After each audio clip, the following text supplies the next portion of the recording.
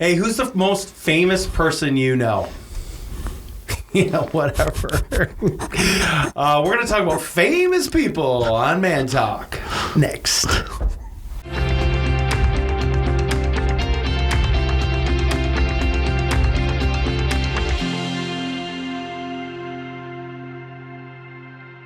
Okay, so who is the most famous person you know? A name that, like, when you say it, a lot of your friends or most people, be like, oh, yeah, I know that person. I would have to say Tony Dungy. Ooh. Coach? Coach Dungy, yeah. Coach Dungy. Yeah. Is he Hall of Fame player? Did he play like Steelers? Or? Yeah, he played with the Steelers. I know he played for the Jackson Vikings in high school. Jackson, Michigan. Dad, big Lions fan. Yeah, and then he went to University of Minnesota, and then he went to Pittsburgh. So you know him? I was on an all-star team in baseball. Yeah. And his brother was on my team for the Jackson community. And Tony Dungy was our first base coach. No way. So you talked to him? Oh, yeah. Oh, wow. Yeah. He probably, I don't know if he remember me, but I'm sure he does. He'd remember. He's watching Man Talk right now. Hey, Tony. Yeah. So, yeah, I don't know.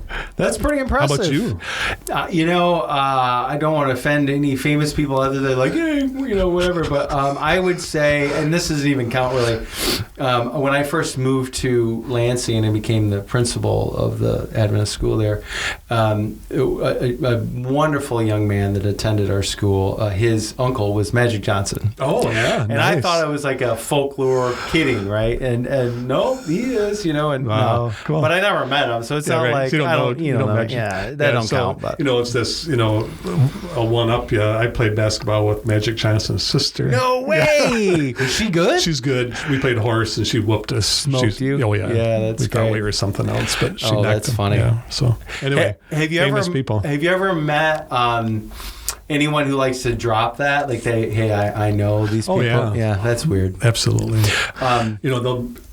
People will drop. People drop your name. Whatever. No, seriously, I'm not just saying that. Oh, because we work together and hey, I have no. Yeah, okay. I was talking to Chad, like it's going to make a big difference for me. Yeah, like you could care less what I think. I do care.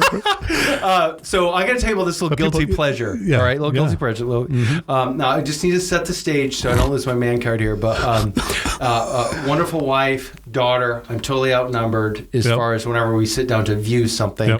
And so one of the things that, and this is where I have to own this, my wife is like, hey, we should watch Pride and Prejudice. I'm like, I don't know what that is. I don't think I want to watch that. That seems weird. But after seeing that, I was like, oh, that's pretty good. I mean, I have to tip my hat to my darling wife that's good. But anyway, there's this dude in there. He's just like this. And the worst thing about it is he's like, I think he wants to be a pastor. I think he's, or whatever they called him back then. But, but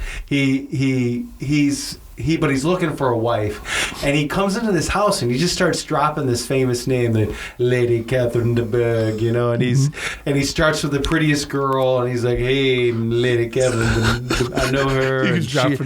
She wants me to take a wife, and she's like, yeah, I don't think so. So then he goes to the next girl, and she's like, no, I don't think so. But he keeps dropping that name until eventually in the video, some girl takes him up on it. And he gets his wife, but he just starts name dropping. And Lady Catherine de Bourgh is. She might be famous and powerful, but she is so annoying. Like, I would not want to. But she's got a lot of money. Oh yeah, like she owns half the town. I'm saying there's got to be something about her that you drop the name. Yeah. But anyway. So I'm reading. I want to read something to you that I thought was really intriguing. Now, I just want to. I'm not trying to set you up here, but this is. So I wasn't. This whole thing wasn't. Right. It was kind of set up, but I'm not trying to set you up. But like we kind of have a negative connotation of name droppers, or like, hey, I know famous people. And you think that's kind of shallow? Yes, because we're trying to.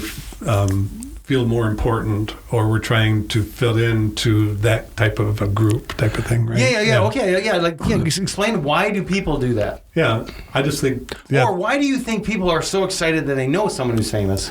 Right.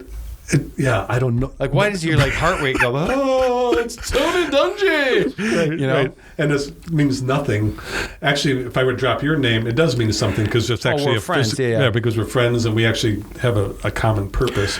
Tony Dungy and I are, I know the guy. He's famous. Yeah. I drop his name hardly ever. Yeah. But if I were to drop his name, I'd be wanting people to say, "Oh, yeah." Like you're talking about football, and you just go, "I know Tony Dungy." Yeah, right, And everyone's like, "Whoa, what do you think about the?"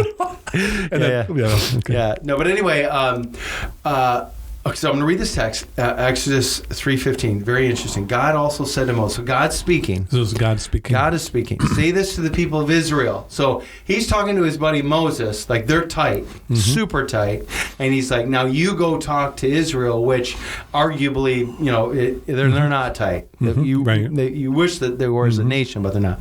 So he goes, "The Lord," and so usually he says, "The Lord, the God of your fathers, the God of Abraham, Isaac, Jacob has sent me to you. This is my name forever, and thus I am to be remembered throughout all generations." So he totally drops names, and these are famous people to Israel. Like, hey, Right. you know Abraham?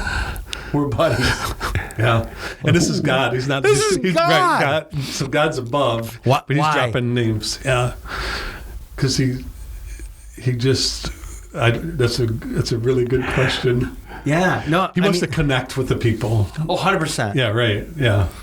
But this is the humility of God, where he not only drops their names, but he goes, I want you to call me that. I want you to say, hey, that's not just God. That's the God of Abraham, yeah, because Isaac, and Jacob. Because the storytelling in the Jewish culture is so high that they loved Abraham, they loved Isaac, they loved Jacob. So the little kids here know exactly who Abraham is. I'm the God of Tony Dungy. Or George Washington, and you know what I mean? Like to Americans, like type of thing. But the humanity or the humility of God is so powerful that he goes, I want to be associated with you. Yeah, right. To where you would think the rest of the universe would be like, don't be associated with those sinners that have destroyed so many things. Yeah. Like, why do you want to be known to that name? Yeah.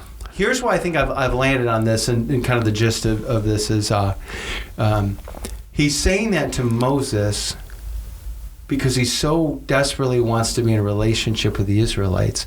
And he's essentially saying this, I look what I did in their lives, and I want to do that in your life. I had such a connection with them. Yeah, I want that same connection with you. Yeah, gymnastics coaches or horses, or it doesn't matter, anything of fame and success. You're like, that guy, because in our minds we're like, if he did it for them, maybe he could do it for me. Yeah.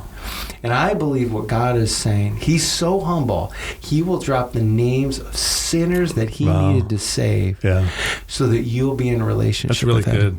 I like it very much. So here's the challenge. Accept it. Accept that you're watching this right now, and I don't care where you're at, what you're doing, what you did last night, where your status is right now. The God of heaven is saying this. I did it for Abraham. I did it for Isaac. I did it for Jacob. I did it for Pastor Craig. And I want to do it for you. I want to be that close. I want to have that kind of relationship. What do you say? How about you and I talk more? How about you talk to me? How about you listen to me? How about let's spend that kind of level of time like I did with Moses, like I did with Abraham, like I did with Jacob, Isaac. If you'll spend that kind of time with me, man, we're going to go places. That's right. And so good. The relationship isn't until you win a championship. It's for eternity. Right. Yeah. Like that type of commitment. Close, personal God. Yeah. So hey, that's Man Talk. We do 3 things. Yeah. Love One God. is love God, love everybody, and duct tape fixes everything. It does. Thanks for watching.